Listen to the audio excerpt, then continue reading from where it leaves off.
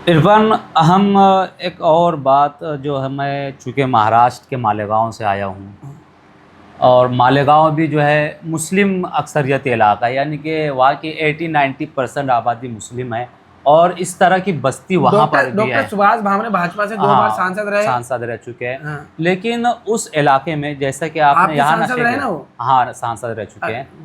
तो जिस तरह यहाँ पर नशा आम हुआ, आज मालेगांव भी नशे से जूझ रहा है। और जब मैं वहाँ यहाँ, भी कंडीशन ऐसी है, मुझे हाँ, पता है पूरे देश का हाल ऐसी है। और जब हम आ रहे थे तो बहुत सारों ने कहा कि हमें मोहम्मद इरफान को मालेगांव लाना चाहिए या उन्हें इनवाइट करना चाहिए, यहाँ की जो नशा मुक्त मुहिम है उससे जोड़ने के लिए, ताकि यहाँ पर भी कुछ आऊँगा मैं, फ़र्क हाँ। पड़े।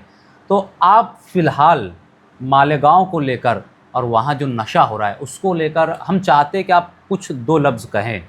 देखिए, मैं कहूँगा कि मालेगांव या देश के किसी भी कोने में अगर नशा हो रहा है तो आप देखिए, किसी अगर आप पुलिस से सीधे तरीके से कहेंगे तो पुलिस इससे मिली जुली रहती है, तो पुलिस इससे मसला हल नहीं होने वाला है।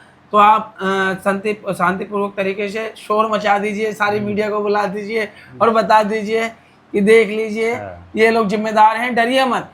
हाँ, साफ सुथरे आचरण के लोग सामने आइए, क्योंकि अगर आपके पास आपके दामन में जरा सा भी दाग होगा तो आपके बोलते भर से ही पल भर से ही पुलिस आपको कुचलने की कोशिश करेगी। तो हमें साफ सुथरे समाज के लिए साफ सुथरे आचरण वाले लोग चाहिए।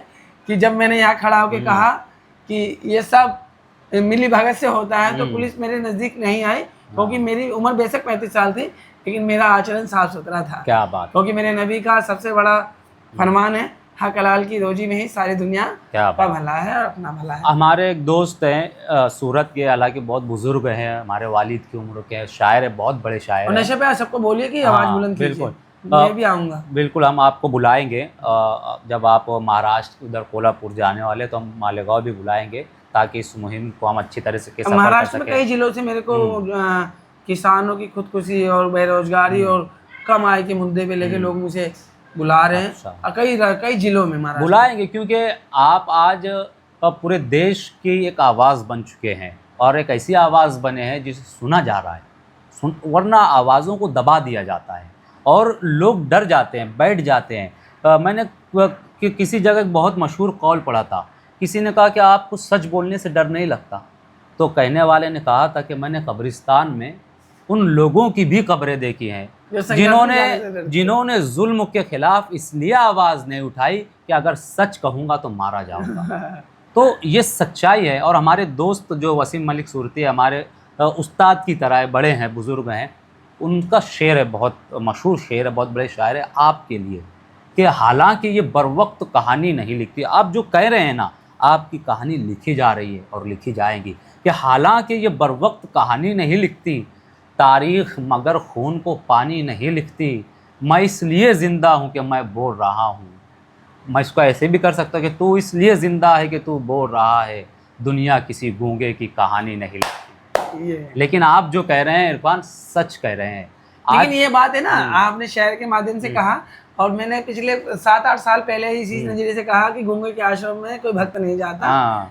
शब्दों की इस दुनिया को बड़ी ज़रूरत है। हम जो बात करना चाह रहे हैं भाई, जो आपने नशे के ताल्लुक से आवाज़ उठाई थी, तो मैं ये बताना चाह रहा था आपको कि पूरे देश में जो स्लम एरियाज़ हैं, वो उसको ऐसा लगता है कि टारगेट किया जाता है नशा फैलाने के लिए, और वहाँ नशा फैल रहा है। आपके हमने वीडियोस देखे जिसमें आपने बताया कि इस बस्ती में नशा बहुत ज़्यादा हो रहा था, तो आपने जब आवाज़ उठाई तो क्या असर हुआ उसका? बंद हो गया नशा, बंद हो गया, खत्म बिल्कुल। आप आवाज़ उठाते हैं। मैं इसीलिए कहता हूँ कि जब मैं कहता हूँ कि हम कैसा भारत चाहते हैं, तो हम ऐसा भारत चाहते हैं जहाँ शोषण ना हो, करप्शन ना हो, नशा ना हो, सांप्रदायिकता ना हो। नशा एक गली मोहल्ले की परेशानी नहीं है। एक तो गुर्बत, ऊपर से घर में नशा आ जाए, जवान पीढ़ी भी बर्बाद हो जाए, बराबर, और बहुत उसकी कल्पना नहीं कर सकते। बहुत यातना भरा समय होता है, लम्हा होता है, और उसी को मैं दुनिया के सामने, अब मैं कहता हूँ कि मुझे मौका मिला, मेरी बारी आई, दुनिया मुझसे मिली, तो मेरी बस्ती में नशा बंद हो गया पूरी तरीके से, किसी से भी पूछ लीजिए। तो हम चाहते हैं कि मैंने ललन टॉप के पत्रकारों से कहा था कि आप में वो ताकत है कि आपका माइक जहाँ जहाँ जाएगा वहाँ नशा बंद हो जाएगा। क्या बात है। तो वो लोकतंत्र का चौथा स्तंभ में एक पत्रकार से इस देश की एक मेहनत का शवादी जिंदा दिल लोग चाहेंगे कि वो हमारे यहाँ आए और हमारी पीड़ा को दुनिया और सरकार के समझ रखें। देखिए, नशे का जो नशा ऐसे नहीं दिखता। आप रेडी पे सब्जी नहीं बेचने दे रही सड़क पे पुलिस, नशा कैसे बिक रहा है? यानी इसमें रेडी वाला पुलिस को पैसे देने में सक्षम नहीं है, और बराबर। नशे वाला भर भर के दे रहा है। तो सिस्टम की लापरवाही से नशा बिकता है। आपकी ये जो बेबाकी है, इससे पहले भी हमने बहुत सारे मुद्दे आपके देखे, बड़ी बेबाकी से आप कहते हैं, जो सच है वो कहते हैं।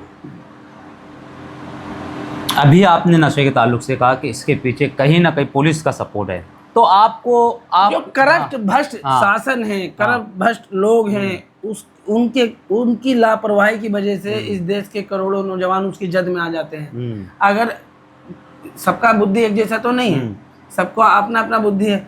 जो चीज अगर बस्ती में अवेलेबल है तो उसकी जद में कोई ना तो कोई आएगा ही, समझ रहे, और अवेलेबल ही नहीं तो कैसे आएगा?